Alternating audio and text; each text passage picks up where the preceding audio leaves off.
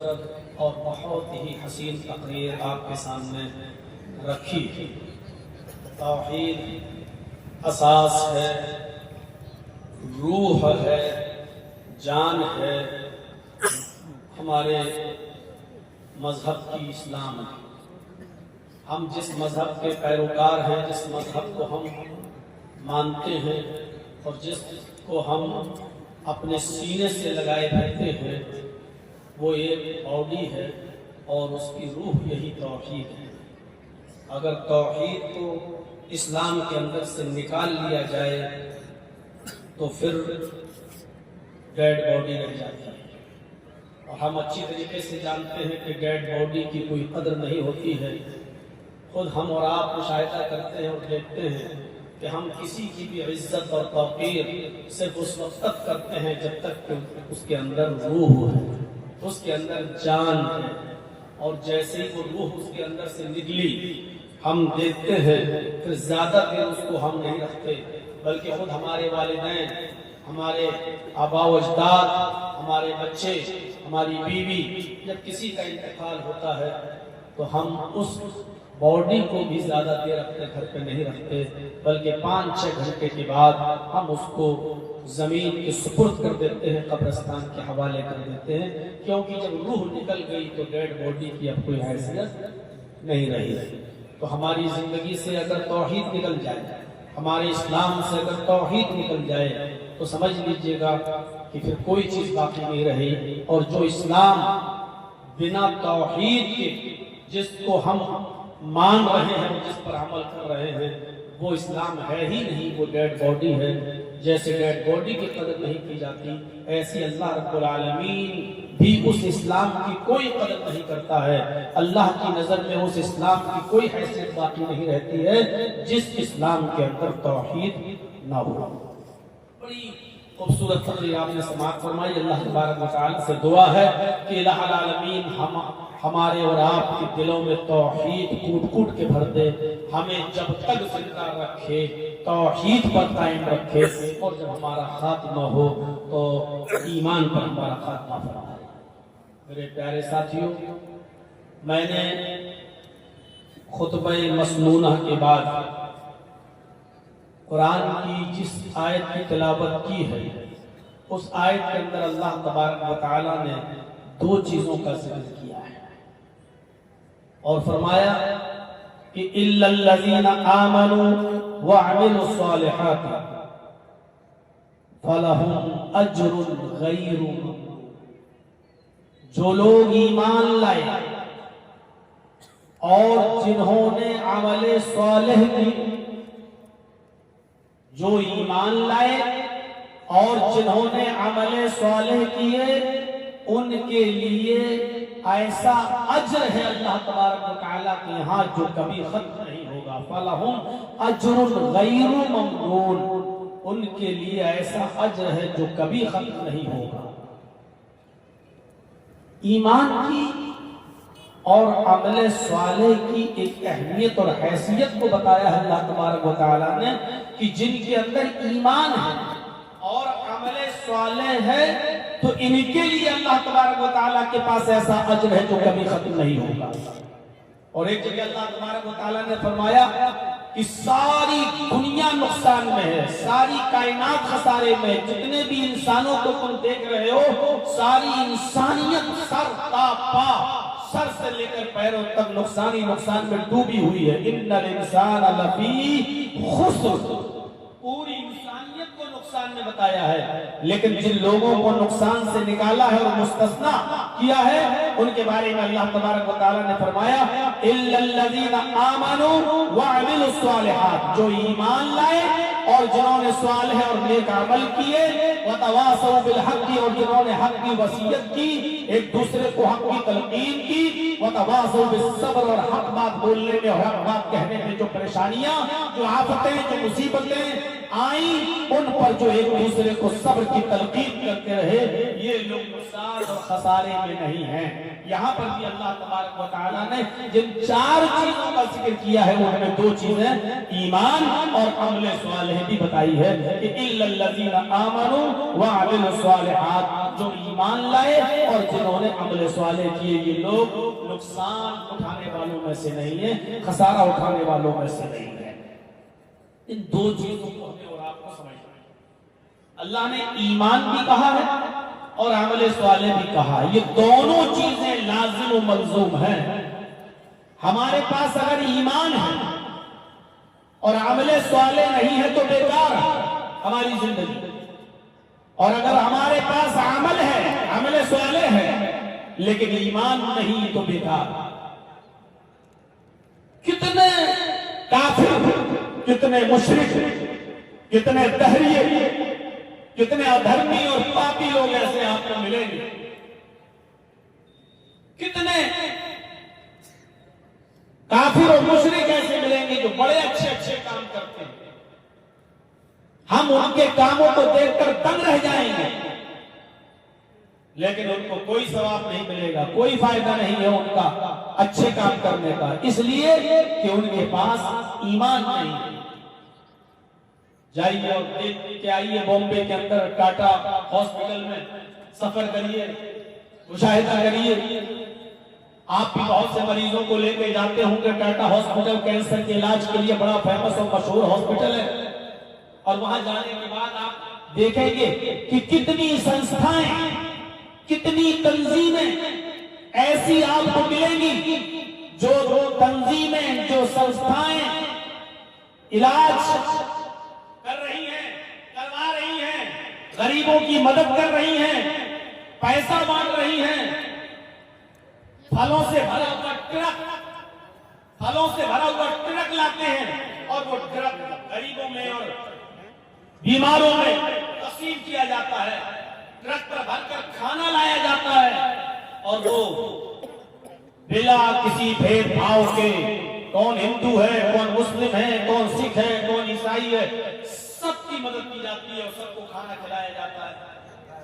جب میرا پھوپھازاد بھائی بیمار تھا اور میں اس کو لے کر جب ٹاٹا میموریل میں، جب ٹاٹا ہاسپٹل میں اس کا علاج کرا رہا تھا، 11 سال تک میں نے اس کا علاج کرایا، اس وقت میں نے دیکھا اپنی آنکھوں سے کتنی سنستھائیں ایسی تھی جو پوچھتی تھی کہ آپ کے بھائی کے علاج میں ڈاکٹروں نے کتنا خرچہ بتایا ہے، اس کا اسٹیمیٹ مجھے دیجئے، میں اپنی سنستھا سے پاس کرا کے لاتا ہوں، آپ کو اس کا چیک دے دیتا ہوں، زندگی بھر کی دوائیں مفت ملیں گی، زندگی بھر کا علاج مفت ملے گا۔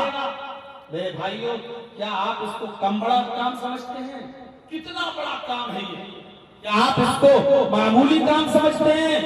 نہیں، حقیقت میں دیکھا جائے تو یہ بہت بڑا کام ہے، غریبوں کا، مجبوروں کا اور بے بسوں کا علاج کرانا اور بیماروں کا علاج کرانا۔ لیکن جو تنظیمیں یہ علاج کرا رہی ہیں ان کو کیا ملے گا؟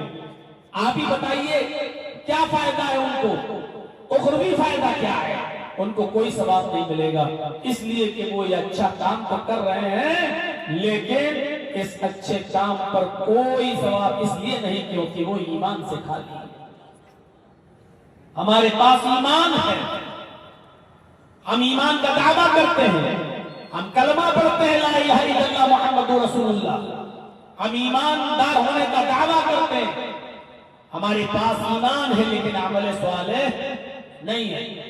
آج کوئی ایک نیکی مجھے ایسی بتا دیجئے جو نیکی ہم کرتے ہوں اور اس نیکی کے اندر اخلاص دکھائی دے رہا ہو، کوئی ایک نیکی کا کام ہمیں ایسا دکھا دیجئے جو آج ہم کر رہے ہیں اور اس کام کے اندر اخلاص موجود ہو۔ آج ہم جمعے کے دن مسجد میں نماز پڑھنے آ رہے ہیں تو یہ سوچ کر آ رہے ہیں کہ گاؤں والے یا محلے والے یہ نہ کہیں کہ دیکھو وہ کتنا بڑا کمینہ انسان ہے، جمعے تک کی نماز نہیں پڑھتا۔ آج ہم قربانی کر رہے ہیں تو قربانی کا جانور لیتے ہی بکرے کی فوٹو لی اور ہم نے فیس بک پر ڈالنا شروع کر دیا، ہم نے واٹس ایپ گروپ پر ڈالنا شروع کر دیا کہ الحمدللہ آج اللہ کی توفیق سے میں نے قربانی کے لیے ایک بکرا خریدا ہے جس کی قیمت 20,000 ہے، 25,000 ہے۔ میرے بھائیوں، جب آپ نے خریدا تھا تو کیا ضرورت تھی اس بکرے کی نمائش کرنے کی؟ کیا ضرورت تھی اس قربانی کے جانور کی قیمت کو بتانے کی؟ آج کون سا کام آج ہمارے اندر اخلاص کا رہ گیا ہے؟ آج ہم چند لوگوں کو اپنے گھروں میں بلا کر روزہ افطار کرا لیتے ہیں تو افطار کا فوٹو کھینچیں گے، ان لوگوں کا فوٹو کھینچیں گے، بلکہ ان لوگوں کو کیا کھلایا جا رہا ہے، کیا پلایا جا رہا ہے، پانی کی بوتل تک کا فوٹو ہمارے موبائل کیپچر ہو جاتا ہے، اور پھر اس کو ہم فیس بک میں اور پھر ہم اس کو ڈالتے ہیں واٹس ایپ گروپ میں اور بتاتے ہیں کہ آج ہم نے 50 لوگوں کو روزہ افطار کرایا ہے، آج ہم نے اتنے لوگوں کو روزہ افطار کرایا ہے، آج ہم نے افطار کے اندر یہ چیزیں آج ہم نے روزے دار لوگوں کو کھلائی ہیں۔ آج مجھے بتاؤ کون سا ایسا عمل ہے جس کے اندر اخلاص باقی رہ گیا ہے؟ اگر ہمیں اللہ نے عمرے کی توفیق دی، ہم عمرہ کرنے گئے اور خانہ کعبہ کے سامنے کھڑے ہو کر ہم سیلفی کھینچ رہے ہیں، فوٹو کھینچ رہے ہیں، اور فوٹو کھینچنے کے بعد سیلفی لینے کے بعد اس کو ہم واٹس ایپ گروپ، فیس بک، سوشل میڈیا پر ہم اس کو ظاہر کر رہے ہیں اور ڈال رہے ہیں اور دکھلا رہے ہیں کہ دیکھو آج ہم خانہ کعبہ تک پہنچ گئے، اللہ نے مجھے عمرے کی توفیق دی ہے، ہم اس کی نمائش کر رہے ہیں۔ آج ہمارے پاس ایمان ہے لیکن عمل صالح ہے۔ ایمان بھی ضروری ہے اور عمل صالح بھی ضروری ہے۔ کبھی یاد کیجئے ہماری اس تقریر کو، شاید میں نے کبھی کوئی ایگزامپل دی ہو، کبھی ہم نے آپ کو کوئی مثال دی ہو۔ ایمان اور عمل صالح ہماری زندگی کے لیے دونوں ایسے ہی ضروری ہیں جیسے موبائل کے لیے سم اور سم کارڈ کے لیے موبائل، دونوں ایک دوسرے کے بغیر ادھورے ہیں، ایسی ایمان کے بغیر عمل صالح اور عمل صالح کے بغیر ایمان انکمپلیٹ ہے، ادھورا ہے، ناقص ہے، کوئی فائدہ نہیں۔ آپ قیمتی سے قیمتی موبائل لے لیجیے، بہت اچھا سے اچھا موبائل لے لیجیے، آئی فون لے لیجیے، آپ زیڈ فولڈ 6 لے لیجیے، مہنگے سے مہنگا موبائل لے لیجیے، 1.5 لاکھ کا 2 لاکھ کا موبائل بھی خرید لیجیے، اور جس دن دکان سے اس موبائل کو خرید کے لائیں گے اسی دن اس موبائل کو کان میں لگا کر کہیے ہیلو ہیلو، آپ کی آواز وہی دب جائے گی، آپ کی آواز نہیں جائے گی۔ کیوں؟ آپ کہیں صاحب ہم تو 1 لاکھ کا موبائل لائے ہیں، 1.5 لاکھ کا اتنا قیمتی موبائل، لیکن یہ تو دلی اور ممبئی بات نہیں ہو پا رہی ہے، سعودی اور کویت اور دبئی میں بات نہیں ہو پا رہی ہے، ارے پھر اتنا مہنگا موبائل خریدنے کی ضرورت کیا تھی مجھے؟ آپ چیختے رہیے لیکن آپ کی آواز نہیں جائے گی۔ کیوں؟ اس لیے کہ موبائل تو آپ نے لے لیا لیکن اس موبائل کے اندر سم نہیں پڑا ہوا ہے، جب تک سم کارڈ نہیں ڈالیں گے اور اس سم میں بیلنس نہیں ہوگا تب تک آپ کی آواز دوسرے کو نہیں پہنچے گی۔ موبائل بہت قیمتی ہے آپ کا لیکن سم نہیں پڑا، موبائل بیکار۔ اب آپ سم لے لیجیے، جیو کی لے لو، ایئرٹیل کی لے لو، ووڈا کی لے لو، کسی بھی اچھی کمپنی کی سم لے لو، اور اس سم میں 10,000 روپے کا بیلنس بھی بھر لو، 20,000 50,000 کا بیلنس بھی ڈال دو۔ اب اس سم کو کان میں لگا کے کہو ہیلو ہیلو، ارے بھائی آپ کو میری آواز آ رہی؟ ارے میں گڈا سے بول رہا ہوں، ارے بھائی میں للبٹیا سے بول رہا ہوں، آپ کی آواز کہیں نہیں جائے گی۔ سم میں آپ کے 50,000 روپے کا بیلنس ہے لیکن آواز نہیں جائے گی۔ کیوں؟ کیونکہ آپ کے پاس سم تو ہے لیکن موبائل نہیں ہے، اور سم بغیر موبائل کے کام نہیں کرتا ہے۔ تو آپ کو کیا کرنا ہوگا؟ سم کے اندر موبائل کارڈ ڈالنا پڑے گا، یا موبائل کے اندر سم کارڈ، موبائل میں سم کارڈ کو ڈالنا پڑے گا۔ جب موبائل اور سم کارڈ دونوں مل جائیں گے اس کے بعد میں آپ جس جگہ چاہیں گے گفتگو کریں گے، جس جگہ چاہیں گے بات کریں گے۔ اب آپ کی بات ہوگی۔ یہی حال ہے ایمان کا اور یہی حال ہے عمل صالح کا۔ آپ کے پاس ایمان ہے، عمل صالح نہیں تو یہ ایمان کسی کام کا نہیں۔ آپ کے پاس عمل صالح ہے لیکن ایمان نہیں، ایسا عمل صالح بھی کسی کام کا نہیں۔ اس لیے فرمایا الا الذین آمنوا وعملوا الصالحات فلہم اجر غیر ممنون، جو ایمان لائے اور جنہوں نے نیک عمل کیے، جو ایمان لائے اور جنہوں نے عمل صالح کیے، جو ایمان لائے اور جنہوں نے اچھے کام کیے، فلہم اجر غیر ممنون، ان کے لیے ایسا اجر ہے جو کبھی ختم نہیں ہوگا، ان کے لیے ایسا انعام ہے جو کبھی ختم نہیں ہوگا۔ اے بھائی کیا کر رہے ہیں؟ صحیح سے بڑھا دیجیے ان کو اور دیر سے۔ اچھا تو تو وہ کسی کام کا نہیں، الا الذین آمنوا وعملوا الصالحات، تو ایمان لائے اور جنہوں نے عمل صالح کیے ان کے لیے ایسا اجر ہے جو کبھی ختم نہیں ہوگا، ان کے لیے ایسا اجر ہے جو کبھی بھی ختم نہیں، یعنی نہ ختم ہونے والا اجر، نہ ختم ہونے والا انعام، نہ ختم ہونے والا اجر ہے اللہ تبارک و تعالیٰ کی یہاں۔ تو یہ ہے ایمان اور عمل صالح۔ اب ایمان کسے کہتے ہیں اور ایمان ہم سے کس چیز کا تقاضا کرتا ہے؟ ایمان کی 70 سے زیادہ درجے ہیں، شاخائیں ہیں۔ آپ ادھر کریے، کمیٹی کے لوگ ہیں جو رضاکار ہیں وہ دیکھ لیں گے، ادھر ڈسٹرب نہ کریں۔ تو میرے بھائیوں، ایمان کے 70 سے زیادہ برانچز ہیں، ایمان کی 70 سے زیادہ شاخائیں ہیں۔ اب ایمان کو سمجھنے کی کوشش کیجیے۔ وعن ابی ہریرہ رضی اللہ تعالی عنہ عن النبی صلی اللہ علیہ وسلم قال الایمان بضع وسبعون شعبۃ فافضلها قول لا الہ الا اللہ وادناها اماطۃ الاذى عن الطریق والحیاء شعبۃ من الایمان۔ ابو ہریرہ فرماتے ہیں کہ نبی اکرم صلی اللہ علیہ وسلم نے فرمایا، ابو ہریرہ فرماتے ہیں کہ نبی اکرم صلی اللہ علیہ وسلم نے فرمایا ایمان کی 70 سے زیادہ شاخائیں ہیں، ایمان کی 70 سے زیادہ برانچز ہیں۔ عربی زبان میں جب اس طریقے کا جملہ بولا جائے 50 سے زیادہ، 70 سے زیادہ، 90 سے زیادہ، تو اس سے مراد ہوتی ہے کثرت، اس سے یہ مراد لیا جاتا ہے کہ یہاں گنتی مراد نہیں ہے، یہاں کوانٹٹی مراد نہیں ہے، بلکہ یہاں کثرت مراد ہے۔ یعنی ایمان کی بہت سی برانچز ہیں، ایمان کی بہت سی شاخائیں ہیں۔ جیسے ہم لوگ اپنے محاورے میں بولتے ہیں سدھر جاؤ، نہیں سدھرو گے تو 50 جوتے ماروں گا تمہیں۔ کبھی کبھی ہم اور آپ بولتے ہیں نا اے ٹھیک سے رہو، 50 جوتے لگاؤں گا تمہیں۔ تو 50 جوتے لگانے کا مطلب کیا ہے کہ اس کو پکڑ کے 50 گنتی سے جوتے مارو گے اور ہر جوتے پہ گنو گے 1 2 3، نہیں، بلکہ یہاں 50 سے مراد کیا ہے؟ صحیح سے، ڈھنگ سے، اچھی طریقے سے سنبھل جاؤ، نہیں تو اتنا ماروں گا کہ یاد رکھو گے، یعنی بہت زیادہ اور سخت سزا دوں گا تمہیں۔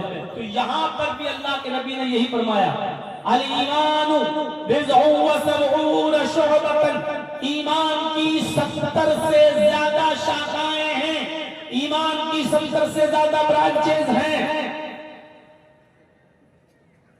ہاں، 3 چیزوں کا ذکر کرتے ہیں، بہت سی چیزوں کو تو نہیں بتا پاؤں گا، اور یہ چھوٹے سے خطبے میں، چھوٹی سی تقریر میں یہ ساری باتیں بتائی بھی نہیں جا سکتی ہیں۔ اس حدیث کے اندر جو 3 چیزیں بتائی گئی ہیں انہی 3 چیزوں پر آج میں اشارہ کروں گا۔ فرمایا 3 چیزیں کیا ہیں جو ایمان کا شعبہ ہے، ایمان کی شاخ ہے، ایمان کی برانچ ہے۔ فرمایا فَأَفْضَلُهَا قَوْلُ لَا إِلَٰهَ إِلَّا اللَّهُ، پہلی اور افضل برانچ، پہلی اور سب سے افضل برانچ، سب سے زیادہ بہتر برانچ کیا ہے؟ قول لا الہ الا اللہ، اس بات کی گواہی دینا کہ اللہ کے علاوہ کوئی معبود نہیں، لا الہ الا اللہ کا کہنا، یہ تو پہلی برانچ ہو گئی اور سب سے افضل۔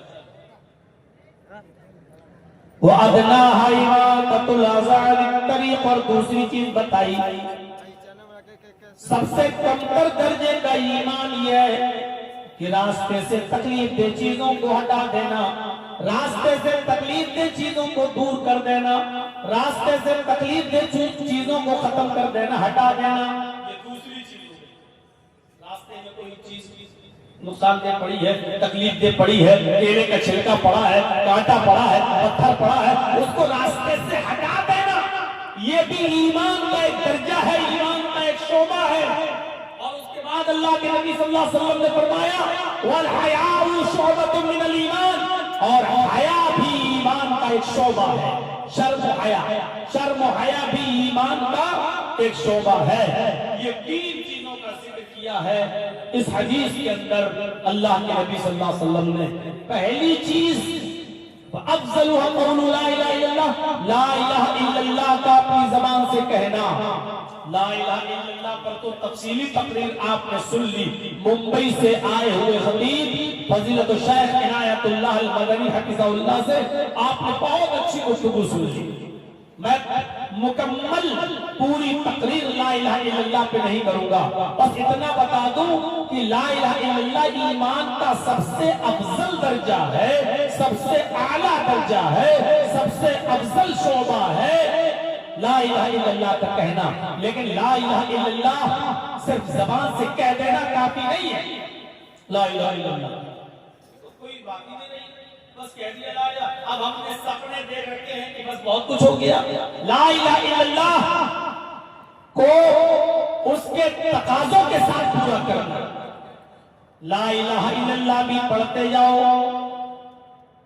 اور مزاروں پہ چادریں بھی چڑھاتے جاؤ، لا الہ الا اللہ پڑھتے جاؤ، اپنے گلوں میں تعویذ اور گھنٹے بھی پہنتے جاؤ، لا الہ الا اللہ پڑھتے جاؤ اور باباؤں کی قبروں پہ چادریں بھی چڑھاتے جاؤ، لا الہ الا اللہ کہتے جاؤ اور باباؤں کی مزاروں پہ جا کر تیرے در پہ آیا ہوں تو جھولا جھولی بھر کے جاؤں گا، اس طریقے کے شرکیہ نعرے بھی لگاتے رہو، لا الہ الا اللہ کہتے رہو اور مدد اور حاجت دوسروں سے مانگتے رہو، پوری کرواتے رہو، لا الہ الا اللہ کہتے رہو اور دوسروں کے سامنے بھی سجدے کرتے رہو، لا الہ الا اللہ کہتے رہو اور دوسروں کو بھی پکارتے رہو۔ یہ لا الہ الا اللہ کا تقاضا نہیں ہے۔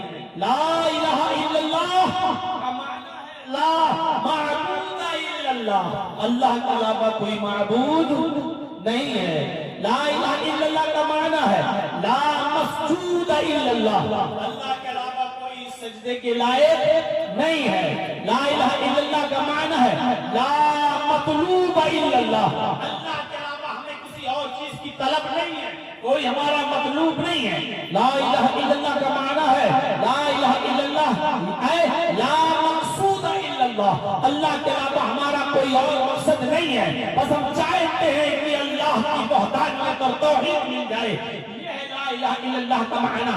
اور لا الہ الا اللہ کا معنی ہے لا الہ الا اللہ کا معنی اللہ کے علاوہ ہمارا کسی اور کے اوپر کوئی توکل اور بھروسہ نہیں ہے۔ کیا لا الہ الا اللہ کے تقاضوں کو ہم پورا کرتے ہیں؟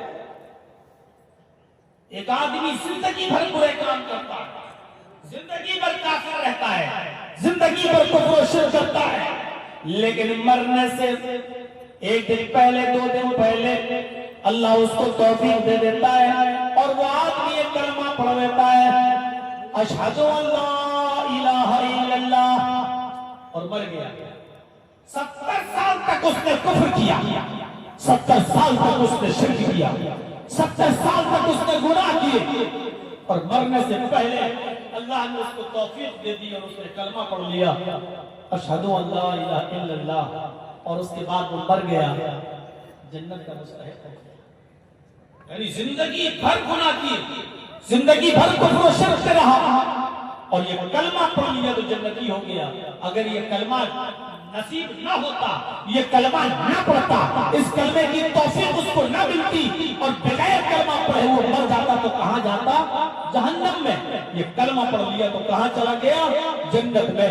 اس سے پتہ چلتا ہے کہ یہی وہ کلمہ ہے جو انسان پڑھ لے تو جنتی بنا دیتا ہے، اور یہی وہ کلمہ ہے کہ جس کو پڑھے بغیر اگر کوئی انسان مر جائے تو پھر وہ جہنمی ہو جاتا ہے۔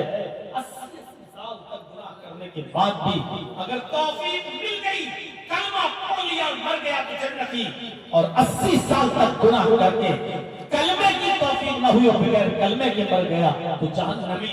آپ اندازہ لگائیے۔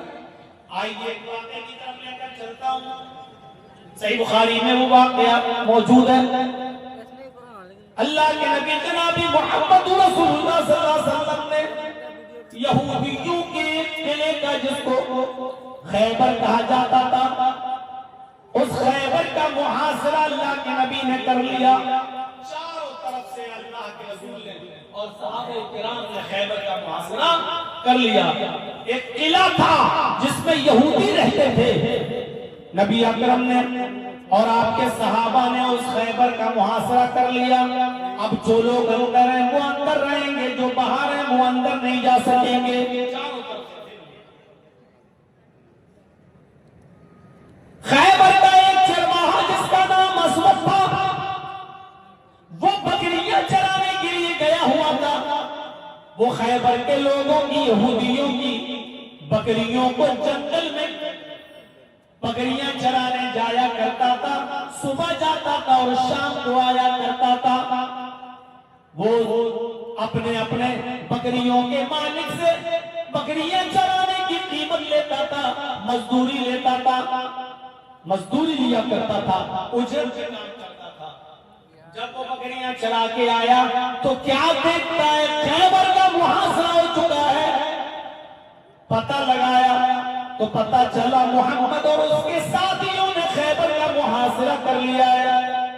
یہ آیا اور صحابہ سے کہنے لگا کہ آپ کے نبی کہاں ہیں؟ محمد رسول اللہ کہاں ہے؟ مجھے ان سے ملنا ہے، مجھے ان سے ملاقات کرنا ہے۔ بتایا محمد رسول اللہ وہ ہیں، وہ خیمہ لگا ہوا ہے، پردہ پڑا ہوا ہے، جائیے اس پردے کو ہٹا کر دیکھیے، محمد رسول اللہ صلی اللہ علیہ وسلم تمہیں نظر آئیں گے۔ اسود نام کا یہ بکریوں کا چرانے والا یہ یہودی محمد رسول اللہ کے پاس جاتا ہے۔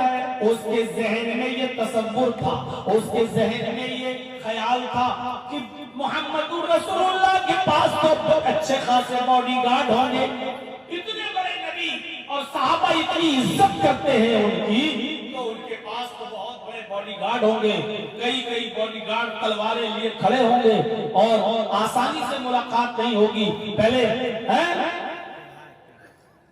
اپارٹمنٹ لینا پڑے گا، اس کے بعد میں ملاقات ہوگی۔ آپ آج ملے نہ ملے، کل ملنے کا ٹائم دیں یا پرسوں ملنے کا ٹائم دیں، پتہ نہیں کب ٹائم دیں گے۔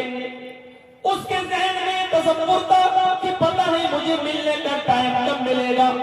لیکن چلے جب اس نے خیمے کا پردہ ہٹایا تو کیا دیکھتا ہے کہ محمد رسول اللہ صلی اللہ علیہ وسلم عالی شان قالین پر نہیں بیٹھے ہیں، صوفے پر نہیں بیٹھے ہیں، نرم گرم بستر پر نہیں بیٹھے ہیں، بلکہ کچی زمین پر کھجور کے پتوں کی چٹائی بچھی ہوئی ہے، اسی چٹائی پر محمد رسول اللہ تشریف فرما ہے۔ اس نے کہا کیا آپ محمد رسول اللہ ہیں؟ آپ نے سر اٹھایا، فرمایا جی۔ اسود نے کہا میں اسود ہوں، میں یہودی ہوں اور اسی خیبر کا رہنے والا ہوں جس کو آپ نے چاروں طرف سے گھیر لیا ہے۔ میں آپ سے ملاقات کرنا چاہتا ہوں، کچھ بات کرنا ہے مجھے۔ آپ نے کہا اندر آ جاؤ۔ وہ یہودی اندر چلا گیا، نبی اکرم صلی اللہ علیہ وسلم کے پاس بیٹھ گیا۔ اللہ کے نبی نے کہا بولو کیا کہنا چاہتے ہو؟ اس نے کہا آپ یہ بتائیے کہ آپ کی دعوت کیا ہے، آپ کا پیغام کیا ہے، آپ کی تعلیم کیا ہے، آپ کون سی تعلیم دیتے ہیں، آپ کی دعوت کیا ہے، آپ کا پیغام کیا ہے؟ نبی اکرم صلی اللہ علیہ وسلم نے فرمایا میری تعلیم بس یہی ہے اور بہت چھوٹی سی تعلیم ہے، بہت چھوٹی سی میری دعوت ہے، اور وہ دعوت یہ ہے کہ ایک اللہ کی عبادت کرنے والے بن جاؤ۔ قل لا الہ الا اللہ، صرف ایک اللہ کی عبادت کرو، اس بات کا اقرار کر لو کہ اللہ کے علاوہ کوئی معبود نہیں۔ اسود یہودی تھا لیکن جانتا تھا کہ محمد کیا کہلوانا چاہ رہے ہیں۔ وہ جانتا تھا کہ لا الہ الا اللہ کہہ دوں گا تو 360 بتوں کو چھوڑنا پڑے گا. وہ جانتا تھا کہ لا الہ الا اللہ کہہ دوں گا تو لات و منات کو وقت سوا یعوق اور نصر کو چھوڑنا پڑے گا. وہ جانتا تھا کہ ہم نے اگر کلمہ یہ لا الہ الا اللہ پڑھ لیا تو ہمیں اپنے اپنے نبیوں کو جو اللہ کا بیٹا مانتے ہیں حضرت عزیر کو ہمیں اللہ کے بیٹے ہونے کا انکار کرنا پڑے گا. وہ جانتا تھا کہ لا الہ الا اللہ کہہ دیں گے تو ہمیں تمام جھوٹے خداؤں کو چھوڑنا پڑے گا اور ایک اللہ کی عبادت کا مطلب ایک اللہ سے مانگنا بھی پڑے گا, ایک اللہ کے سامنے سر بھی جھکانا پڑے گا, ایک اللہ کے سامنے سجدہ بھی کرنا پڑے گا, ایک اللہ کو پکارنا بھی پڑے گا اور ایک اللہ کی عبادت بھی کرنا پڑے گی. وہ جانتا تھا اس بات کو, اس لیے اس نے کہا اے محمد ابن عبداللہ اگر آپ کی دعوت کو میں نہ مانوں تو میرا کیا ہوگا؟ آپ نے فرمایا مرو گے تو جہنم میں جاؤ گے. اس نے کہا اے محمد ابن عبداللہ اگر آپ کی تعلیم آپ کی دعوت میں قبول کر لیتا ہوں تو کیا ہوگا؟ فرمایا اگر تم نے میری دعوت قبول کر لی تو تم جنت میں جاؤ گے, یعنی لا الہ الا اللہ پڑھ لو گے تو ان الاسلام کان قبلہ تو اسلام تمہارے سارے گناہوں کو معاف کر دے گا. اسلام لائے سارے گناہ تمہارے مٹ جائیں گے اور معاف ہو جائیں گے. اس نے کہا ٹھیک ہے اپنا ہاتھ بڑھائیے. اللہ کے نبی نے اپنا ہاتھ بڑھایا. اس نے کہا اشہد ان لا الہ الا اللہ واشہد ان محمدن عبدہ ورسولہ. یہ کلمہ پڑھا اسلام لے آیا. کلمہ پڑھتے ہی اسلام لایا مسلمان ہو گیا. اب دوسرا سوال دیکھیے, اسلام تو لے آیا, کلمہ تو پڑھ لیا لا الہ الا اللہ. اب اس کا دوسرا سوال اے محمد رسول اللہ, اے اللہ کے نبی مجھے کوئی کام بتا دیجئے. ابھی تک تو میں یہودی تھا اور یہودیوں کی بکریاں چرایا کرتا تھا. یہ بکریاں میرے پاس موجود ہیں. آپ نے خیبر کو گھیر لیا ہے. یہ بکریاں ان کے مالکوں تک میں کیسے پہنچاؤں گا؟ اور اسلام لے آیا. اب کوئی کام تو بتائیے, اب میں کام کیا کروں گا؟ آپ نے کہا تم جہاد کرنے چلے جاؤ. جہاد نماز کا وقت نہیں تھا. جس وقت وہ اسلام لایا اس وقت کسی نماز کا وقت نہیں تھا, اس لیے آپ نے اس سے یہ نہیں کہا کہ نماز پڑھو. رمضان کا مہینہ نہیں تھا, اس لیے آپ نے اس سے یہ نہیں کہا کہ رمضان کا روزہ رکھو. حج کا مہینہ نہیں تھا, اس لیے آپ نے اس سے یہ بھی نہیں کہا کہ تم حج کرنے جاؤ. تو حج کا مہینہ نہیں, روزے کا مہینہ نہیں, تو آپ نے نہ روزے کا حکم دیا نہ حج کا. نماز کا کوئی وقت بھی نہیں, اس لیے آپ نے اس سے یہ بھی نہیں کہا کہ نماز پڑھو. آپ نے کہا کہ جہاد میں شامل ہو جاؤ, جاؤ بنا جگہ. اس نے کہا اللہ کے نبی یہ لوگوں کی بکریاں ہیں.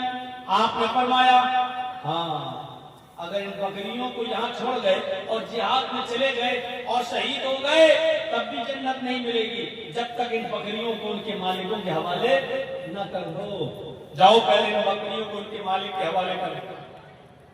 دیکھ رہے ہیں امانت میں خیانت نہیں کر سکتے ہو, چاہے کتنا بڑا نیک عملات کر جائیے, لیکن اگر آپ نے کسی کا حق مارا ہے تو آپ کو جنت نہیں ملے گی. آپ کسی کے ساتھ بے ایمانی کر رہے ہیں, کسی کی امانت میں خیانت کر رہے ہیں تو آپ کے لیے جہاد جیسا عمل بھی بیکار ہو جائے گا. جہاد جیسا عمل آپ کا قابل قبول نہیں ہے. آپ نے کہا جہاد میں بعد میں جانا, پہلے لوگوں کی بکریوں کو ان کے مالکوں کے حوالے کر دو. آپ نے کہا جاؤ خیبر کا تھوڑی دیر کے لیے دروازہ کھول دو اور یہ آدمی اسود اس خیبر کے اندر داخل ہو جائے اور لوگوں کی بکریوں کو لوگوں کے حوالے کر دے. اس نے صحابہ سے کہا کہ بس ان بکریوں کو مجھے دروازے تک پہنچانا ہے, آپ دروازہ کھول دیجئے.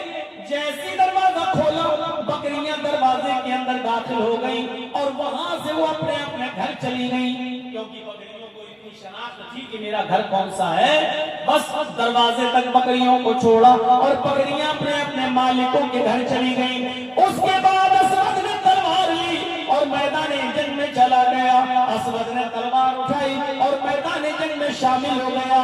پھر لڑا, کافی لڑا, اتنا لڑا کہ 2-4 کافروں کو قتل بھی کیا, لیکن زیادہ دیر میدان جنگ میں نہ ٹھہر سکا اور پھر تلوار اس کی اوپر چل گئی، یعنی اسود بھی قتل کر دیے گئے، اسود بھی مارے گئے، اسود بھی شہید ہو گئے، اسود کی ڈیڈ باڈی پڑی ہے، اسود کی لاش زمین کے اوپر پڑی ہے۔ صحابہ کے دیکھ رہے ہیں، جو لوگ میدان جنگ میں تھے ان کو پتہ ہی نہیں یہ کون ہے، کیونکہ ابھی اسلام لایا ہے، پتہ ہی نہیں یہ کون ہے۔ اللہ کے رسول کو بلایا گیا، اے اللہ کے نبی اس لاش کے ساتھ کیا سلوک کرو، ہم تو اس کو پہچانتے نہیں کہ یہ کون ہے۔ یہ آیا، ہماری طرف سے مدافعت کیا، 2-3 کافروں کو مارا، اور پھر کسی کی تلوار اس کو بھی لگ گئی اور یہ بھی مارا گیا۔ اس لاش کا کیا کرو، ہمیں تو معلوم نہیں یہ کون ہے۔ آپ نے فرمایا یہ اسود ہے، خیبر کا یہودی تھا، ابھی تھوڑی ہی دیر پہلے تو اسلام لایا، ابھی تو مسلمان ہوا اور جنگ میں شریک ہو گیا اور قتل کر دیا گیا، شہید ہو گیا۔ یہ پہلا شخص ہے، یہاں غور کیجیے گا، یہ پہلا شخص ہے جس نے ایک بھی نیکی نہیں کی، یہ پہلا شخص ہے جس نے ایک بھی نماز نہیں پڑھی، یہ پہلا شخص ہے جس نے ایک بھی روزہ نہیں رکھا، یہ پہلا شخص ہے جس نے ایک بھی حج نہیں کیا، اسلام لایا، کلمہ پڑھا، جہاد میں شامل ہوا اور قتل کر دیا گیا، مارا گیا، شہید ہو گیا۔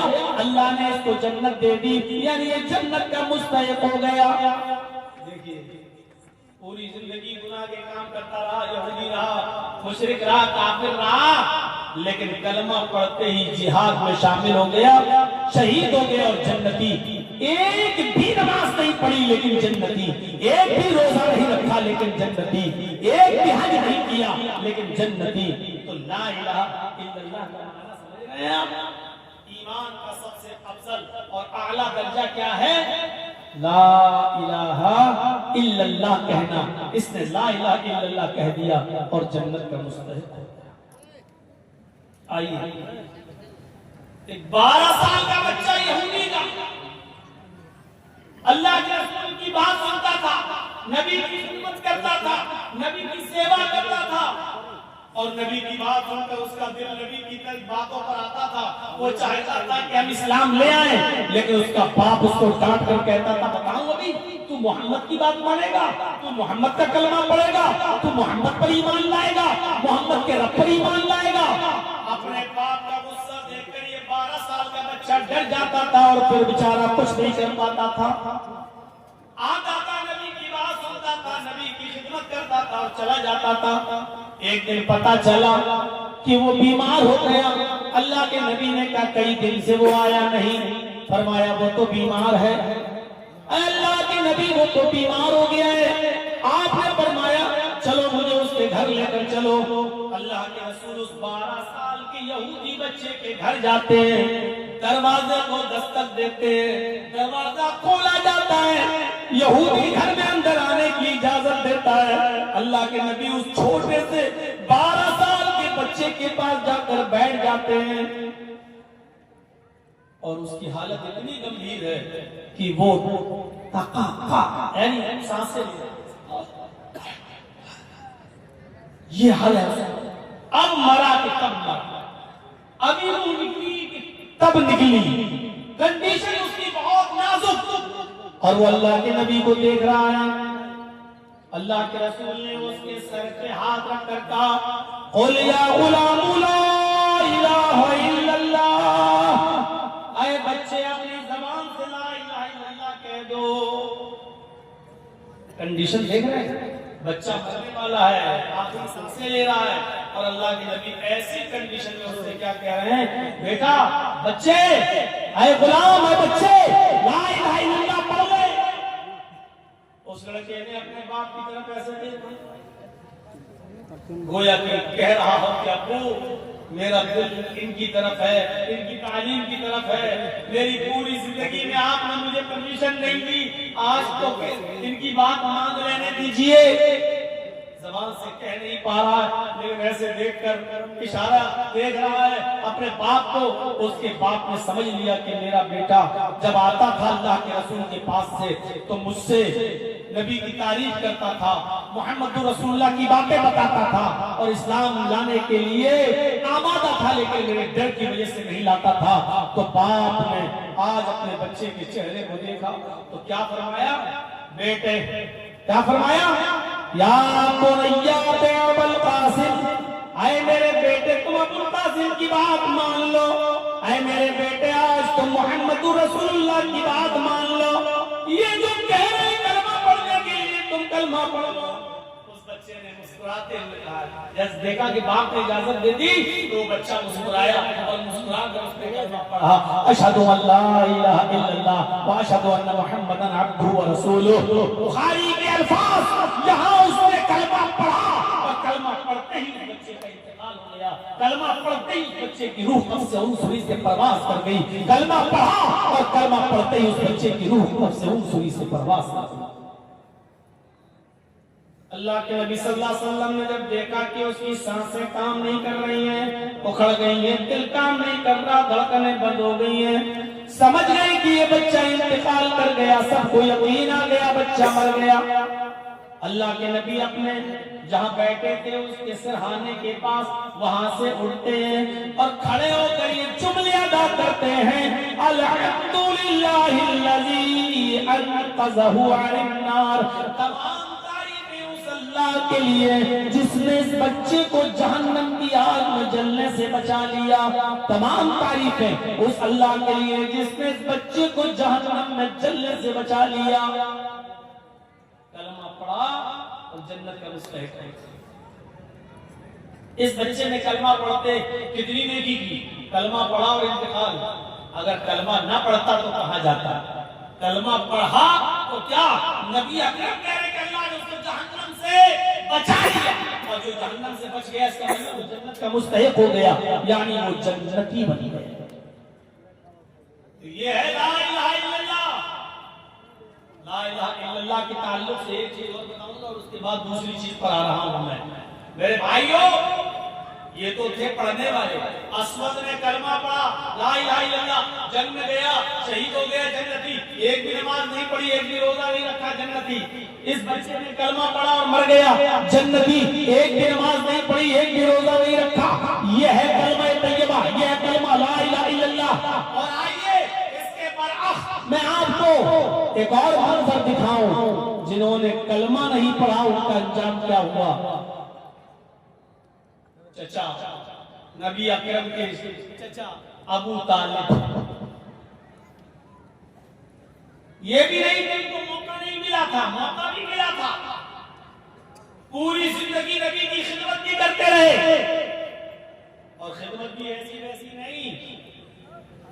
اللہ کے نبی جب پیدا ہوئے تو ماں نے 6 سال کے ہوئے ان کی ماں جب ان کو ان کے باپ کی قبر دکھلا رہی تھی اپنے شوہر کی، تو شوہر کی جدائی میں خود ان کی روح نکل گئی اور ٹیک پڑا اور ماں آمینہ کا انتقال ہو گیا۔ 6 سال کی عمر میں محمد رسول اللہ نے اپنے باپ ہی کی قبر کے پاس اپنی ماں کو بھی دیکھ لیا کہ انتقال کر گئی، ماں بھی مجھے چھوڑ کے چلی گئی۔ دادا نے پالا عبد المطلب نے، اور 8 سال کے ہوئے محمد رسول اللہ تو دادا بھی چھوڑ کے چلے گئے۔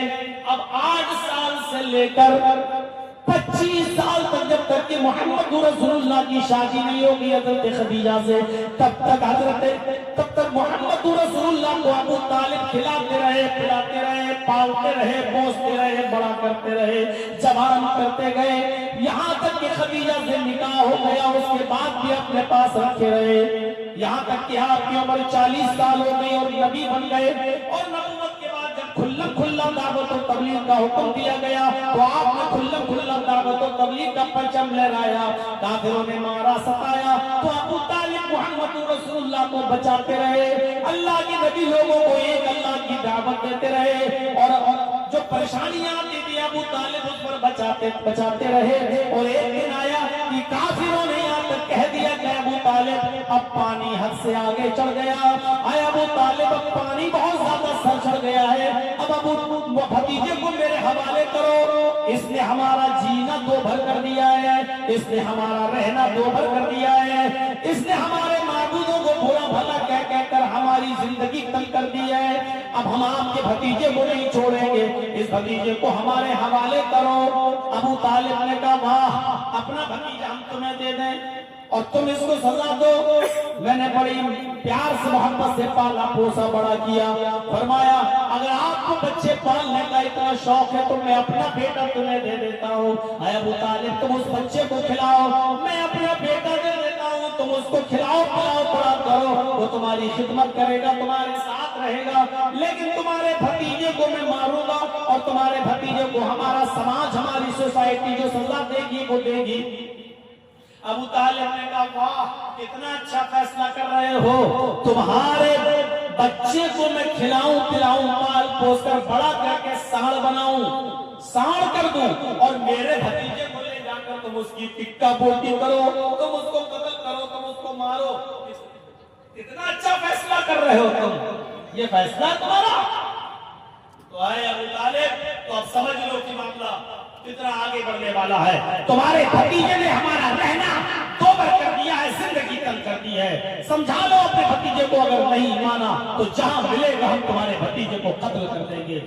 جب یہ سارے لوگ چلے گئے تو ابو طالب نے محمد رسول اللہ کو بلایا اور ایک ہی بات کہی کہ میرے بھتیجے میں تمہیں بیٹے کی طرح پالا ہوں، پوسا ہوں، پال پوس کر تمہیں بڑا کیا ہوں، اب ان کافروں کو ان کے حال پہ چھوڑ دو، یہ اب پانی حد سے زیادہ چڑھ گئے، اب ان کی برداشت سے باہر ہو گئے۔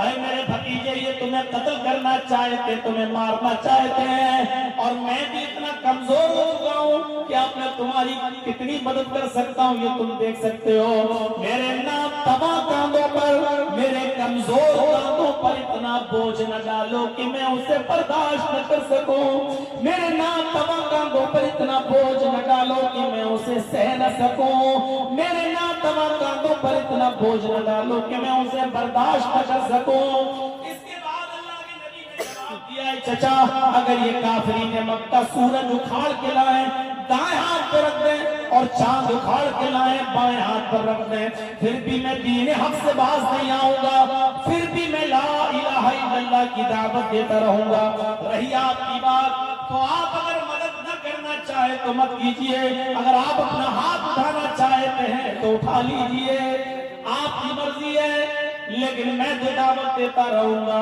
یہ کہہ کر آپ جانے لگے تو بھتیجے کو آواز دیتے ہوئے چچا نے بھتیجے کو آواز دی، اپنے بھتیجے کی آنکھوں میں آنسو دے کے، محمد رسول اللہ کی آنکھوں میں آنسو دے کے، تو چچا نے ان کو آواز دی اور بلایا یا ابن اخی، آئے میرے بھائی کے بیٹے، آئے میرے بھتیجے ادھر آؤ، رونے کی ضرورت نہیں ہے، اگر تمہیں اللہ نے توحید کی دعوت دے کر بھیجا ہے، اگر تمہیں لا الہ الا اللہ کا مشن پورا کرنا ہے تو جاؤ، میں تمہیں اجازت دیتا ہوں، کھل کر تم دعوت و تبلیغ کا فریضہ انجام دو۔ آئے میرے بھتیجے میری زندگی میں کوئی تمہاری اوپر آنچ نہیں آ سکتی، میری زندگی میں کوئی بھی تمہیں ٹچ نہیں کر سکتا، میں کمزور ہو گیا ہوں، کوئی بات نہیں، لیکن ابھی زندہ ہوں، دیکھتا ہوں کہ میری زندگی میں تمہارا کون کیا کرتا ہے، جاؤ تم دعوت کا کام کرو، تم لا الہ الا اللہ کی دعوت دو۔ اتنی مدد کی تھی چچا نے ابو طالب نے، اتنی مدد، لیکن جب ابو طالب کے مرنے کا وقت آیا، آخری وقت ہے، بوڑھے ہو چکے ہیں، آخری سانسیں لے رہے ہیں، تو اس موقع پر اللہ کے نبی صلی اللہ علیہ وسلم نے اپنے چچا سے کہا قل یا امی لا الہ الا اللہ، چچا لا الہ الا اللہ کہہ دو۔ اے میرے چچا آخری وقت ہے، اس بیماری میں کوئی آدمی بچتا نہیں ہے، اے میرے چچا لا الہ الا اللہ کہہ دو۔ چچا نے انکار کیا، اللہ کے نبی نے فرمایا قل یا امی لا الہ الا اللہ فی اذنی، اے میرے چچا اگر یہ کلمہ زور سے نہیں پڑھ سکتے ہو لوگ سن لیں گے اور آپ کے مرنے کے بعد آپ کو تانے ماریں گے، اگر اس لیے نہیں پڑھنا چاہتے ہو تو کوئی بات نہیں، میں اپنا کان آپ کی طرف بڑھا رہا ہوں، اے میرے چچا میرے کان میں کہہ دو لا الہ الا اللہ، دیکھ رہے ہیں فی اذنی، اے چچا میرے کان میں کہہ دو اشہد ان لا الہ الا اللہ، صرف دھیرے سے میرے کان میں کہہ دو، اگر دھیرے سے میرے کان میں کہہ دیا اشہد ان لا الہ الا اللہ، قسم ہے اس اس کے قبضے میں میری جان ہے، میں اللہ کے سامنے گواہی دے دوں گا کہ اللہ مرنے سے پہلے میرے چچا نے کلمہ پڑھا ہے، لا الہ الا اللہ کا اقرار کیا ہے، تو میرے چچا کو بخش دے، میں بخشوا لوں گا اللہ سے، بس میرے کلام کو کہہ دیجئے۔ لیکن ابو طالب نے کیا کہا، آئے میرے بھتیجے، میں آہستہ سے اور کان میں بھی لا الہ الا اللہ نہیں پڑھ سکتا، میں نہیں چاہتا کہ میرے مرنے کے بعد لوگ مجھے یہ کہیں کہ دیکھو ابو طالب نے آخری وقت میں اپنے باپ دادا کا دین چھوڑ دیا ہے۔ اے میرے بھتیجے، میں اسی دین پر مرنا چاہتا ہوں جو دین پر میرا باپ آتا ہے، عبد المطلب، میں اسی دین پر مرنا چاہتا ہوں، اور کلمہ نہیں پڑھا۔ ابو طالب کا انتقال ہو گیا، ابو طالب مر گئے، لیکن کلمہ ان کے نصیب نہیں ہوا۔ اور جانتے ہو پھر کیا ہوا؟ جب کلمہ نہیں پڑھا تو کہاں گئے؟ جہنم۔ ہمدردی اور محبت کے ناطے نبی اکرم نے اللہ کو پکار کر کہا کہ اللہ میرے چچا کو بخش دے، اللہ میرے چچا نے میری بہت خدمت کی ہے، اللہ میرے چچا نے میرا قدم قدم پر ساتھ دیا، لیکن عرش والے نے وحی بھیج کر نبی اکرم کو متنبہ کر دیا، کیئرفل کر دیا۔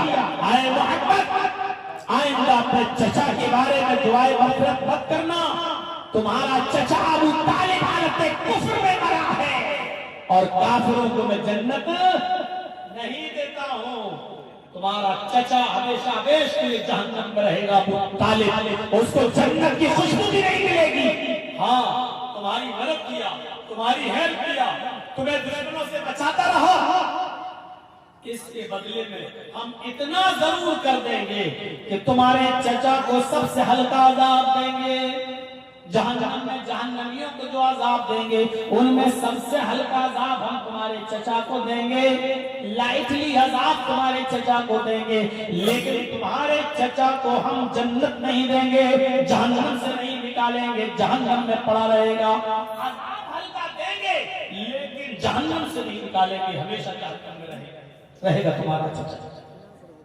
اللہ تعالیٰ نے جو عذاب دیا ہے ابو طالب کو، جانتے ہو جہنم میں سب سے ہلکا عذاب، آگ کی دو چنگاری دونوں پیروں کے نیچے رکھ دی، ایک اس پیر کے نیچے ایک اس پیر کے نیچے، اور چنگاری کیا ہوتی ہے؟ چولہا جلاتے ہو نا آپ، چولہا جلاتے ہوئے لکڑی اندر ڈالتے ہو تو چنگاری پھوٹتی ہے، یا کبھی کوئلہ جلا کر جب آپ سردیوں میں تاپتے ہو تو چنگاری پھوٹتی ہے، یہ چنگاری ایک اس پیر کے نیچے ایک اس پیر کے نیچے، اور ان دونوں چنگاریوں کی وجہ سے حالت یہ ہوگی یغلی منہما دماغہ، ان کا دماغ ہانڈی کی طرح کھول رہا ہوگا، یغلی منہما دماغہ، دماغ ہانڈی کی طرح کھول رہا، جیسے ہانڈی کے اوپر آپ گرم پانی رکھتے ہو ابلنے کے لیے، تو گرم پانی جب جوش میں ہوتا ہے، بوائل ہوتا ہے، ابلتا ہے، ببولے چھوڑتا ہے، ایسے آگ کے دو چنگاریوں کی وجہ سے دماغ کھول رہا ہوگا، ابل رہا ہوگا، پک رہا ہوگا، یہ عذاب ہے جہنم کے اندر سب سے ہلکا۔ تو مجھے بتانے کا مقصد یہ ہے کہ اسود نے کلمہ پڑھا، ایک بھی نماز نہیں پڑھی جنتی، اس بچے نے کلمہ پڑھا، ایک بھی نہ نماز پڑھی نہ روزہ، لیکن جنتی، اور ابو طالب نے پوری زندگی نبی کی خدمت کی، نبی کو بچایا، نبی کی حوصلہ افزائی کی اور نبی کا ساتھ دیا، لیکن مرنے سے پہلے کلمہ نہیں پڑھا، اور ہمیشہ ہمیشہ کے لیے جہنمی، اس جہنم سے کبھی نہیں نکالا جائے گا۔ فَأَفْضَلُهَا قَوْلُ لَا إِلَهَ إِلَّا اللَّهُ، افضل کلمہ، افضل درجہ ایمان کا لا الہ الا اللہ کا کہنا ہے، لا الہ الا اللہ پڑھنا، اور دوسری چیز وَأَدْنَاهَا إِمَاطَةُ الْأَذَى عَنِ الطَّرِيقِ، دوسری چیز راستے سے تکلیف دہ چیز کو ہٹا دینا، وَأَدْنَاهَا إِمَاطَةُ الْأَذَى عَنِ الطَّرِيقِ، راستے سے تکلیف دہ چیز کو دور کر دینا، بہت بڑی بات ہے یہ بھی ایمان کا حصہ ہے۔ آج راستے میں کتنی تکلیف دہ چیزیں پڑی رہتی ہیں، آپ ہٹاتے ہیں، ایک پتھر پڑا ہے، آپ نے گاڑی دیکھی، پتھر دیکھا دور سے، موڑ دی، آگے نکل گئے، اور ویلر ٹرن کیا، آگے نکل گئے، ارے جب نظر پڑ ہی گئی تھی ایک بڑا پتھر پڑا ہے تو آپ سائڈ کر کے اپنی گاڑی کو روکتے، اس بڑے پتھر کو وہاں سے ہٹا دیتے، کیا بگڑ جاتا؟ کیلے کا چھلکا پڑ گیا، آپ کی نظر پڑی ہوئی ہے، آپ وہ کیے اور کیلے کے چھلکے کو وہاں سے ہٹا دیجئے، آپ کو دائیں بائیں سے گزر گئے، لیکن اگر کوئی اندھا اور نابینا آدمی اگر اس کیلے کی چھلکے پڑ کر پیر رکھ دیا اور پھسل گیا اور ہاتھ پیر ٹوٹ گئے تو اس بیچارے کا کیا ہوگا؟ کم سے کم اس کی ہمدردی میں آپ نے کیلے کے چھلکے کو پھینک دیتے ہیں۔ کانٹا پڑا ہوا آپ کی نظر پڑ گئی، کوئی چھوٹے بچے کے پیر میں چپ سکتا ہے، کسی بوڑھے آدمی کے پیر میں چپ سکتا ہے، کوئی بوڑھا آدمی کیلے کے چھلکے پر پیر رکھ کر پھسل سکتا ہے، اس کی ہڈی ٹوٹ سکتی ہے، اور بڑھاپے میں ہڈی ٹوٹ جائے تو جلدی جڑتی بھی نہیں ہے۔ یہ تمام چیزیں اگر ذہن میں ہوتی تو آپ کیلے کے چھلکے کو، پتھر کو، کانٹے کو، تکلیف دہ چیز کو آپ ہٹا سکتے تھے، لیکن آپ نے تو گاڑی دیکھا اور گاڑی کو ہلکا سا ٹرن کیا اور آگے لے گئے، کیلے کا چھلکا پڑا رہا، پتھر پڑا رہا، کانٹا پڑا رہا۔ میرے بھائیوں، راستے سے تکلیف دہ چیز کو ہٹا دینا بھی ایمان کا ایک شعبہ ہے، ایمان کی ایک برانچ ہے، ایمان کا ایک درجہ رکھا ہے اپنے اندر، آپ کو ایسا کرنا۔ اور ایک مسئلہ یاد رکھیے، راستے سے تکلیف دہ چیز کو ہٹانا اگر ثواب ہے، راستے سے تکلیف دہ چیز کو ہٹانا اگر ثواب ہے تو راستے میں جان بوجھ کر تکلیف دہ چیزوں کو ڈالنا گناہ کی ہے۔ کیلا کھایا، چھلکا لیا وہ پھینک دیا، کوئی پھل کھایا، کھانے کے بعد اس کا کانٹا وہ پھینک دیا۔ اسی طریقے سے راستہ جو لوگوں کے گزرنے کا ہے، چلنے پھرنے کا ہے، گئے ناک لی جھاڑ دیا وہاں، بلغم آیا دیا وہاں، جو لوگوں کے آنے جانے کا راستہ ہے، جو لوگوں کی گزرگاہ ہے، وہاں نہ لیٹرین کی جا سکتی ہے، وہاں نہ ناک جھاڑی جا سکتی ہے، وہاں نہ بلغم پھونکا جا سکتا ہے، وہاں نہ کانٹا پھینکا جا سکتا ہے، وہاں نہ کیلے کا چھلکا ڈالا جا سکتا ہے، وہاں نہ پتھر پھینکا جا سکتا ہے۔ اپنے گھر میں جھاڑو لگا کر کوڑا اکٹھا کر کے گھر کے باہر عام بزرگاہ پر نہیں ڈالا جا سکتا ہے، یہ لوگوں کو تکلیف دینے کے ذمہ میں آتا ہے، لوگوں کو تکلیف دینے کے ذمہ میں آتا ہے۔ اسی طریقے سے کوئی چیز کسی دکان سے آپ کو خریدنا ہے اور آپ نے لوگوں کی گزرگاہ پر گاڑی کھڑی کر دی، پارک کر دیا اور اب آپ سامان پیک کرانے لگے، دال دے دو، چاول دے دو، دھنیا دے دو، مرچا دے دو، ہلدی دے دو، نمک دے دو، مسالہ دے دو، اور اس میں آپ کو آدھا گھنٹہ لگ رہا ہے اور آدھے گھنٹے تک آپ کی گاڑی غلط جگہ پر پارک رہی، لوگوں کو آنے جانے میں دقت ہو رہی ہے اور تکلیف ہو رہی ہے۔ میرے بھائیوں، یہ بھی تکلیف دینے کے ذمہ میں شامل ہے۔ ہمارے بیٹے کی یا بیٹی کی شادی ہو رہی ہے، گھر کے باہر ہم نے ٹینٹ لگا دیا ہے، باراتیوں کو وہاں پھیلا دیا ہے، لوگوں کا گزرنے کا راستہ ہے وہ، اب لوگ جب دیکھ رہے ہیں کہ یہاں ٹینٹ لگا ہوا ہے، راستہ گزرنے کا ہے، اب 1 کلومیٹر دور سے اور 2 کلومیٹر دور چکر کاٹ کے بیچارے وہ کہیں جا رہے ہیں، راستہ روکنا اور راستے میں ٹینٹ لگا دینا، راستے میں کرسیاں ڈال کر بیٹھ جانا اور آنے جانے والوں کو تکلیف دینا، یہ بھی تکلیف دینے کے ذمہ میں شامل ہے۔ ہم نہیں دے سکتے یہ۔ اسی طریقے سے ابھی رمضان کا مہینہ آنے والا ہے، آج جو 11 فروری اب تو 12 فروری ہو گئی ہے، میرے بھائیوں غالباً 2 مارچ سے روزہ شروع ہو جائے گا، 20 دن 18 دن بس باقی رہ گئے ہیں رمضان کا مہینہ شروع ہونے میں۔ بہت سی جگہوں پر آپ دیکھیں گے، ہمیں آپ کے علاقے میں نہیں معلوم، لیکن ہم لوگوں کے علاقے میں آئیے، رات کے 2 بجے مائک پکڑ لیا جائے گا اور اس میں چیخ چیخ کر کہا جائے گا، روزے دار بھائیوں اٹھیے، میری ماں بہنیں اٹھیں، سحری بنائیں، سحری پکائیں، روزے دار بھائیوں اٹھیے اور سحری کیجیے، روزہ ختم ہونے میں، سحری کا ٹائم ختم ہونے میں اتنی دیر باقی ہے۔ 1-2 بار بول کر پھر اس میں نظمیں پڑھی جائیں گی، اس میں حمدیں پڑھی جائیں گی، نعتیں پڑھی جائیں گی، اور مائک پر ایسا شور، ایسا ہنگامہ ہوگا کہ سب کی نیند میں ڈسٹرب ہوگا۔ میرے بھائیوں، آپ کو یہ اتھارٹی، یہ پاور کس نے دیا ہے کہ آپ رات میں مائک پکڑ کے چیخیں اور چلائیں اور لوگوں کو آواز دے دے کر اٹھائیں؟ کون سی حدیث میں آیا ہے کہ روزہ رکھنے والوں کو روزے کے لیے اٹھانا ثواب ہے؟ کہاں ہے؟ اگر رمضان کے مہینے میں روزے داروں کو اٹھانا ثواب ہوتا تو روزے سے بڑھ کر عبادت ہے نماز.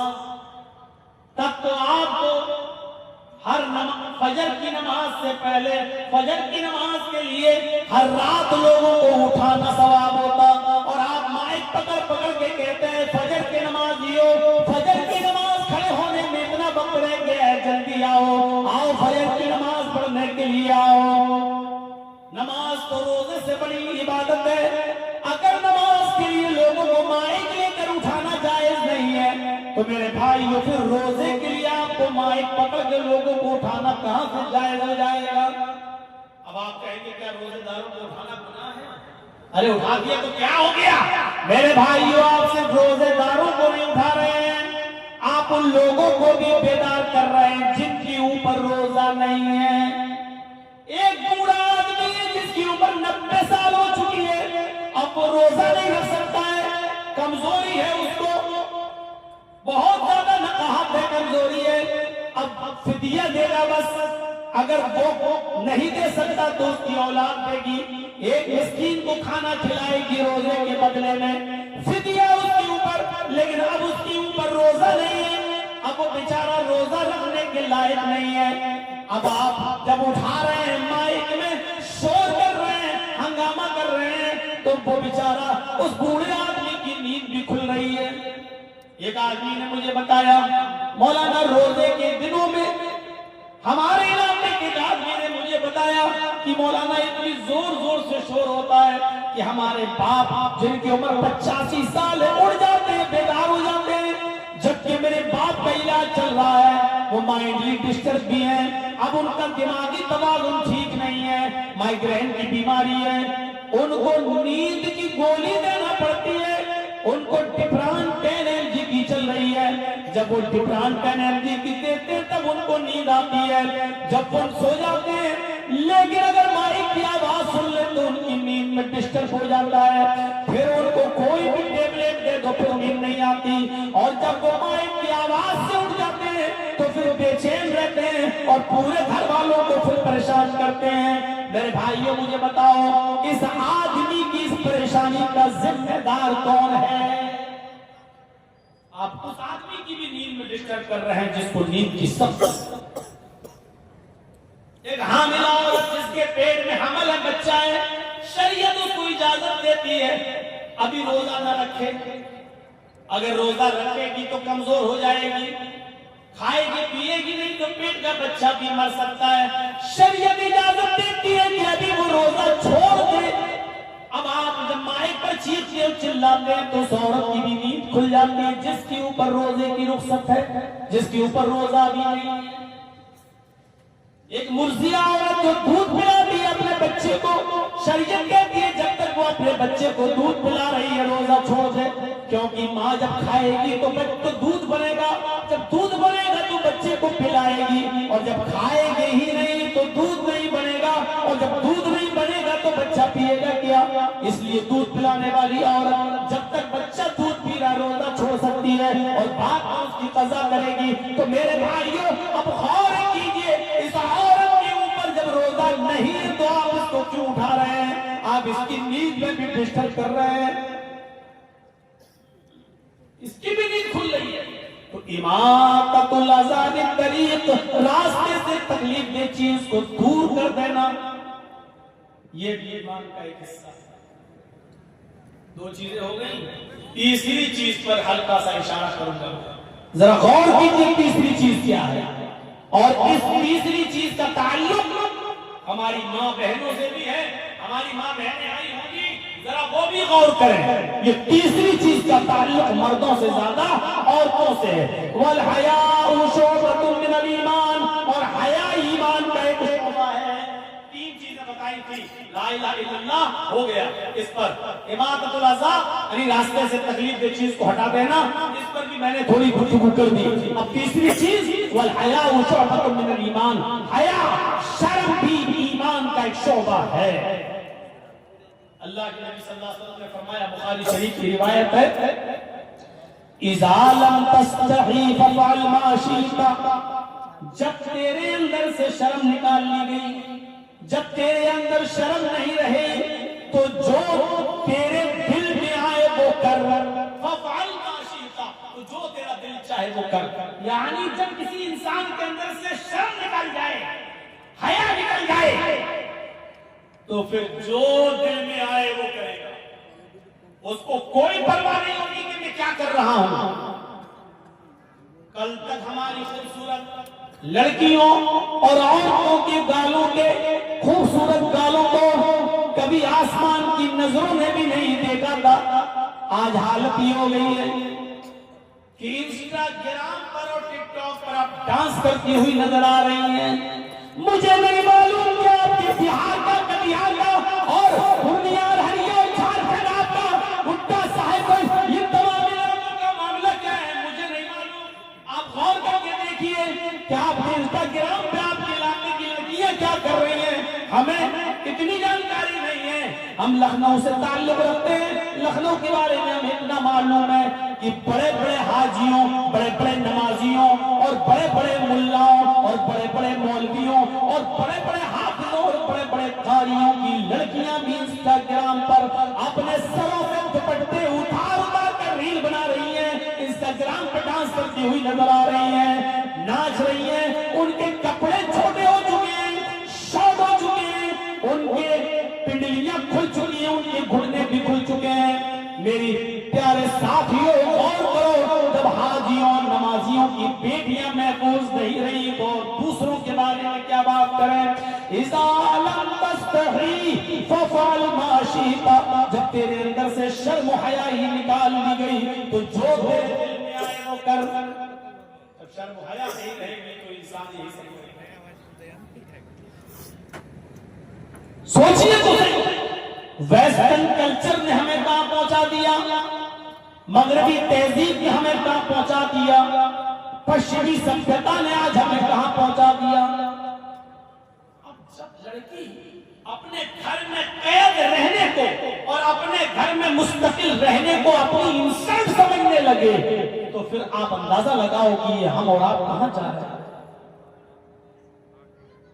اس سے کہو کہ اپنے باپ کے لیے کھانا بناؤ ثواب ہے، اپنے بھائی کو کھانا کھلاؤ تو ثواب ہے، اپنے بھائی کے کپڑے دھل دو، بہن اگر دھل دے گی تو کیا بگڑ جائے گا.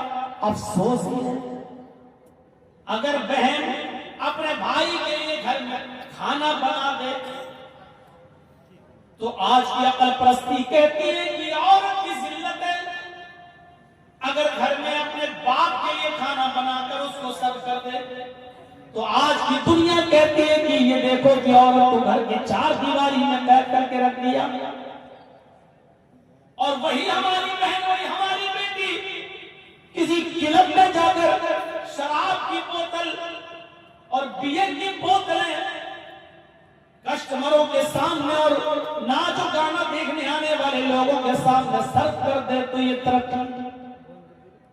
سوچئے تو دماغ لگائیے. ہماری بہن اگر ہمارے لیے ہمارے گھر میں کپڑا دھل دے تو یہ بقیہ نوسی اور ہوٹلوں میں جا کر کام کرے اور مسافروں کے لیے کپڑا دھلے، چادر دھلے اور اس کو بستر پر بچھائے تو یہ کرتے آپ کا. ہماری بہن اور ہماری بیٹی اگر کھانا لا کر ہمیں سرو کر دے تو بقیہ نوسی. لیکن پلین کے اندر، فلائٹ کے اندر جائی اور پلین کے اندر وہی اسکرٹ پہن کر اگر ہماری وہی بہن اور ہماری بیٹی پیسنجرز کے سامنے کھانا سرو کر دے، ان کے سامنے بریک فاسٹ سرو کر دے تو ترقی یافتہ. اس عقل نے ہمیں کہاں تک چھوڑا ہے. اپنے بھائی، اپنے باپ کے لیے، اپنے ماں کے لیے، اپنی بہن کے لیے کھانا سرو کرنا تو بقیہ نوسی ہو گیا، اور باہر والوں کے لیے کھلانا پلانا ترقی یافتہ ہونے، لڑکی کے ترقی یافتہ ہونے کی نشانی ہو گئی. فرمایا اذا لم تستحی ففعل ما شئت، جب تمہارے اندر شرم و حیا نہیں رہے گی تو جو تیرا دل چاہے گا وہ کرے گا. ہماری بہنوں اور بیٹیوں سے جب شرم و حیا نکال لی گئی تو یہ بھی سوچا گئی. ورنہ میرے بھائیوں غور کرو، شریعت تو یہاں تک کہتی ہے اور یہ سب کو معلوم ہے کہ عورت مسجد میں نماز پڑھنے جا سکتی ہے، اجازت ہے عورت مسجد میں نماز پڑھنے جا سکتی ہے. بلکہ اللہ کے نبی نے یہاں تک فرمایا لا تمنعوا ماء اللہ یصلین فی المسجد، اگر تمہاری عورتیں مسجدوں میں نماز پڑھنے جائیں تو ان کو ہرگز مت روکو، ان کو جانے دو. اگر عورتیں مسجد میں نماز پڑھنے کی اجازت مانگے تو دے دو. حدیث اپنی جگہ پر ہے، عورتیں مسجد میں جا سکتی ہیں. مسئلہ سن لیجیے، عورتیں مسجد میں جا سکتی ہیں. دوسری بات یاد رکھیے، اگر کوئی عورت آپ سے، آپ کی بیوی، آپ کی بہن بیٹی اگر مسجد میں نماز پڑھنے کی اجازت مانگے تو آپ اس کو روکو مت، مسجد میں نماز پڑھنے کی اجازت دے دو، اپنی جگہ پر صحیح. لیکن ان تمام چیزوں کے باوجود شریعت کیا کہتی ہے؟ اللہ کے نبی کا ایک حدیث اور موجود ہے، اس کے باوجود آپ نے فرمایا عورت کی اپنے گھر میں نماز پڑھنا مسجد میں نماز پڑھنے سے زیادہ بہتر ہے. عورت مسجد میں نماز پڑھنے جا سکتی ہے، عورت مسجد میں نماز پڑھنے جائے تو اس کو بالکل مت روکو، اس کو روکنے کا ادھیکار مردوں کو نہیں ہے. لیکن اس کے باوجود عورت سے یہ کہا جا رہا ہے اے عورت، تو اگر اپنے گھر میں نماز پڑھتی ہے تو یہ تیرے لیے زیادہ بہتر ہے، کیونکہ تو مسجد میں آنے والے مردوں سے دور رہے گی. تو مردوں سے جتنا دور رہے گی اتنا تیرے لیے بہتر ہے. عورت کی اپنے گھر میں نماز مسجد کی نماز سے بہتر ہے.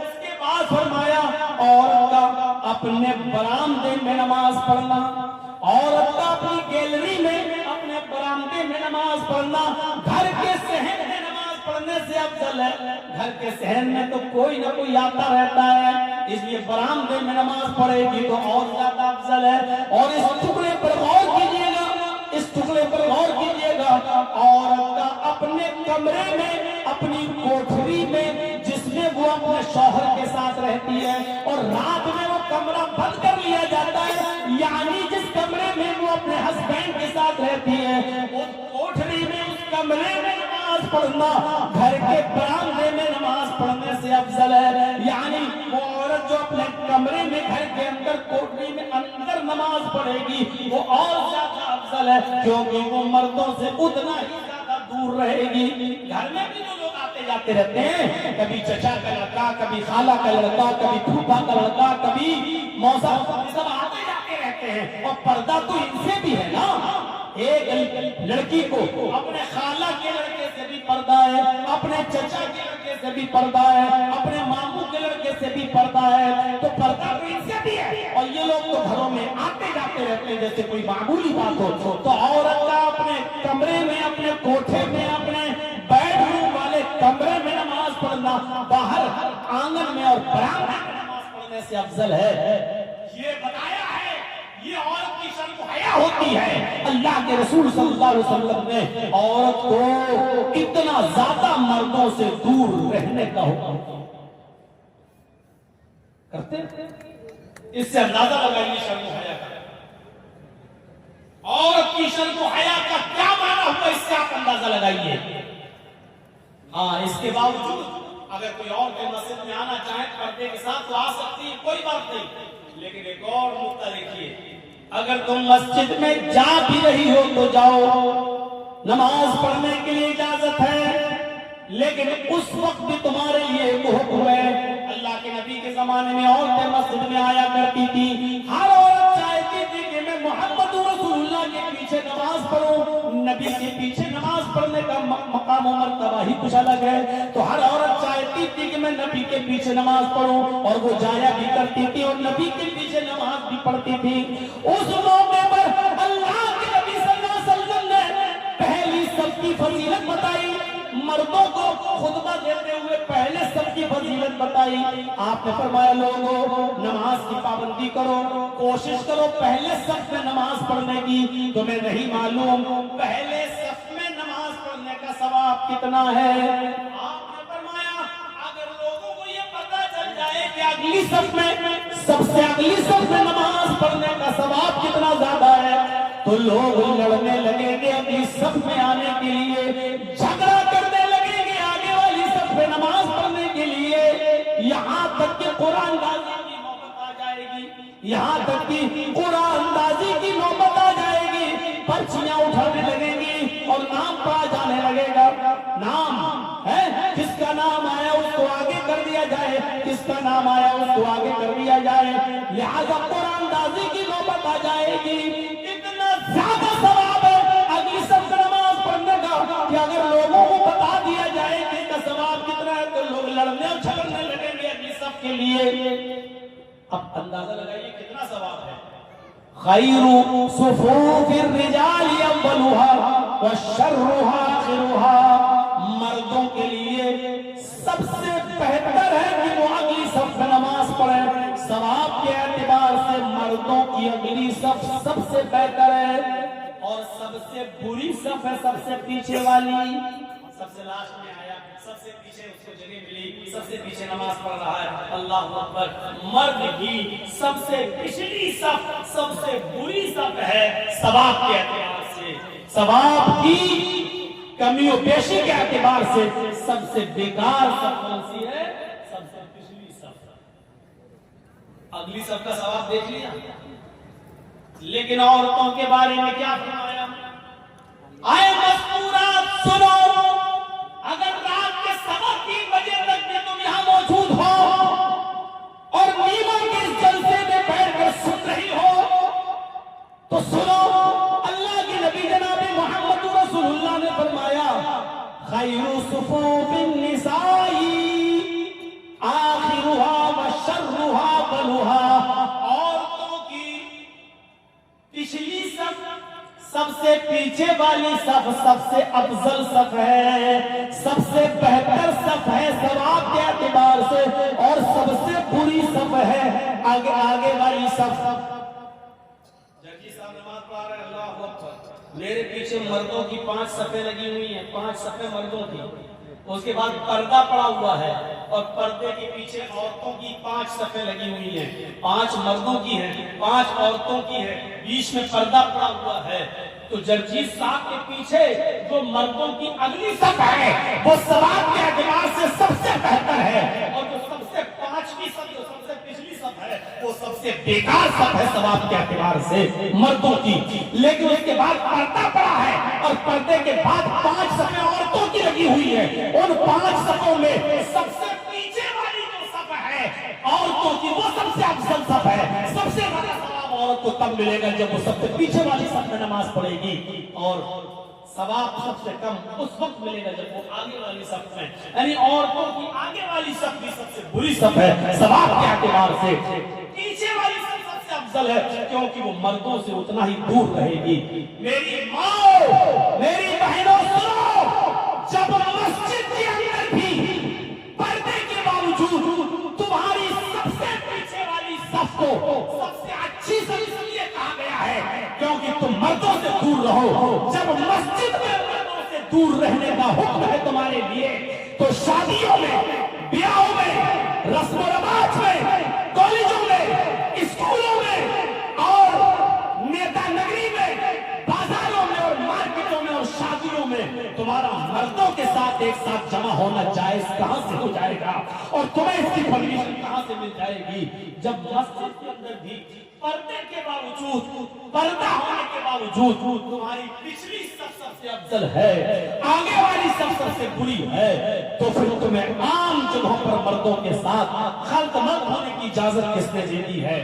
جلسوں میں مردوں کے ساتھ میلے اور ٹھیلے لگانے کی اجازت کس نے دے دی ہے؟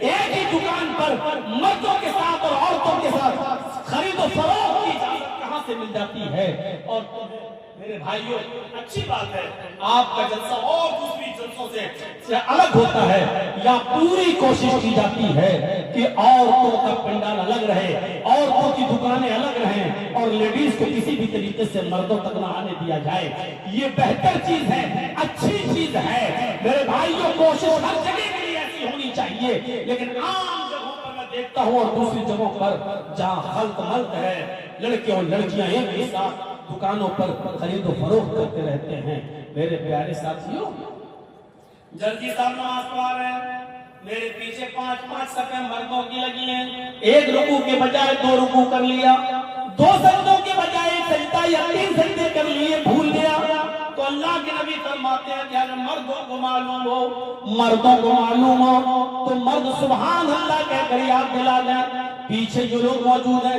ان کو چاہیے کہ سبحان اللہ اللہ اکبر کہہ کر یاد دلا دیں، لیکن مردوں کو بھی معلوم نہیں، پردہ پڑا ہے، عورتوں کو معلوم ہے کہ امام صاحب بھول گئے، جرجی صاحب بھول گئے، تو عورت کو اگر معلوم ہو جائے کہ جرجی صاحب یا کوئی امام صاحب بھول گئے، بجائے رکوع کے سجدے میں چلے گئے یا 2 سجدوں کے بجائے 3 سجدے کر لیے، تو ان عورتوں کو حکم ہے کہ وہ سبحان اللہ نہیں کہیں گی، اللہ اکبر نہیں کہیں گی۔ او میرے بھائیوں غور کرو، جس عورت کی آواز کا اتنا پردہ کہ سبحان اللہ تک کہنے کی پرمیشن نہیں، الحمدللہ ان جملوں سے زمین و آسمان نیکیوں سے بھر جاتے ہیں، لیکن ان جملوں کو بھی کہنے کی اجازت نہیں دی۔ اللہ کے نبی نے فرمایا کہ اگر عورت کو معلوم ہو جائے کہ امام بھول گیا تو وہ اس طریقے سے تالی بجائے گی، پیچھے سے ایسے ایسے تالی بجا کر